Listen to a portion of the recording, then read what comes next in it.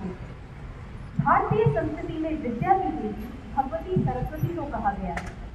इस श्लोक में माँ भगवती को संबोधित करते हुए कहा गया है, हे देवी सरस्वती, आपका विद्या रूपी कोश अपूर्ण है।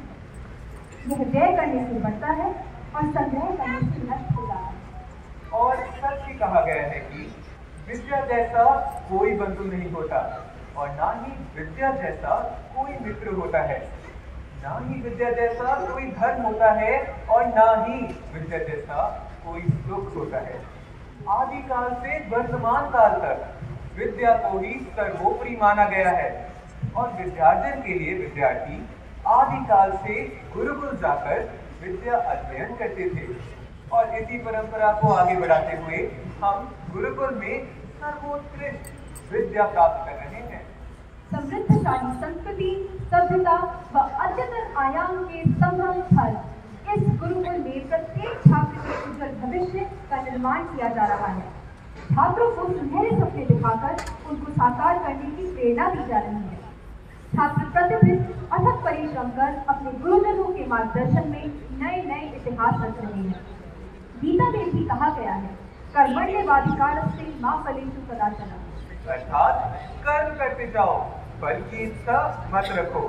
इसी वाक्य को आधार बनाकर गुरुकुल में छात्र अनवरत कर्म कर कर्मयोगी बनते जा रहे हैं। गीता जीवन ग्रंथ है, यह जीवन जीने की कला सिखाता है।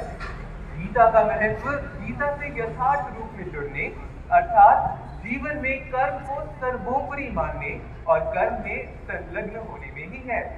When the storm of exams rattle your calm and the shadows of self-doubt cloud your mind, fear not. As ahead, we have a beacon of ancient wisdom to illuminate our path. Let the fifth chapter of the Holy Gita be your mantra, a melody that harmonizes with the cacophony of exams. Embrace the challenge, for in conquering the trials of academia, you emerge not only wiser but as a testament to the indomitable spirit within. May the verses of the Gita be your armor, shielding you from the arrows of doubt, and may success be the sweet nectar that crowns your efforts. नमो नमः। आज हम आपके समक्ष गीता के 5वें अध्याय की प्रस्तुतिकरण करने हेतु उपस्थित हैं, जिसका तात्पर्य यह है कि गीता के अनुसार जो कर्म निष्काम भाव से किए जाते हैं वे बंधन नहीं उत्पन्न करते, अपितु वे मोक्ष रूप एवं परम पद की प्राप्ति में हमारी सहायता करते हैं। इससे मनुष्य को ईश्वर के लिए कर्म आसक्ति और कर्म फल से रहित होकर करना चाहिए, क्योंकि यही वास्तविक रूप में कर्मयोग होता है और इन कार्यों का अनुसरण करके मनुष्य को अभ्युदय और निश्चय की प्राप्ति होती है। अर्जुन उवाच संन्यासं कर्मणां कृष्ण पुनर्योगं च शंससि यच्छेय एतयोरेकं तन्मे ब्रूहि सुनिश्चितम्। श्रीभगवानुवाच संन्यासः कर्मयोगश्च निःश्रेयस्करावुभौ तयोस्तु कर्म संन्यासात् कर्मयोगो विशिष्यते। येह सवनित संन्यासी यो न द्वेष्टि न कांक्षति निर्द्वन्द्वो हि महाबाहो सुखं बन्धात् प्रमुच्यते। सांख्ययोगो पृथग्बालः प्रवदन्ति न पण्डिताः एकमप्यास्थितं सम्यक् उभयोर्विन्दते फलम्। तत्सांख्ये प्राप्यते स्थानं तद्योगैरपि गम्यते। एकं साक्ष्यं च योगं च यः पश्यति स पश्यति। संन्यासस्तु महाबाहो दुःखमाप्तुम् अयोगतः योगयुक्तो मुनिर्ब्रह्मा न धीरेणाधिगच्छति।